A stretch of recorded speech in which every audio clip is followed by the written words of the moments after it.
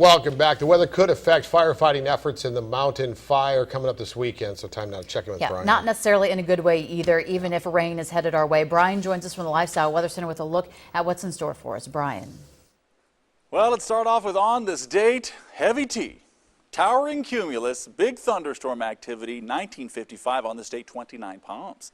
Upper deserts are not immune from getting some big rainfall. 3 inches in 30 minutes. And yes, that does lead to flash flooding. You better believe that. If that happens this weekend here, it'll lead to flash flooding. And that's always the potential with these big thunderheads that really roll on in this time of year. We just have been dodging them for the most part. Don't think we'll dodge them entirely over the next 4 or 5 days, which we have the potential for flooding as well. 101 today, kept down because of the humidity, below our seasonal averages. Overnight lows were in the 70s yesterday because we were so dry.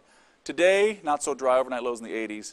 50% humidity, more on the way for the weekend, pumped in by this area of low pressure.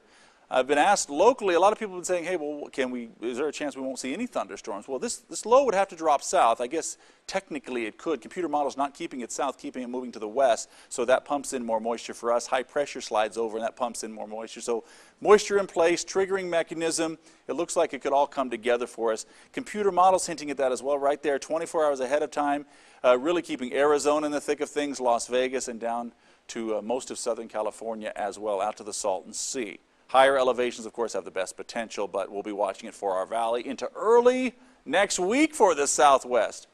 Here's what we've got. Thunderstorms, and where there aren't any, it will be sticky. And where there are thunderstorms, we'll also see the temperatures drop. That's a good thing. We'd love to see things get a little cooler into the 90s. I'm going to put some 90s in, but really, realistically, get some big thunder boomers for Sunday and Monday. Temperatures might not even get to 100. We might stay in the lower 90s throughout the day. I guess that's inspirational, but humid thereafter. You better believe that. All right, back to the desk.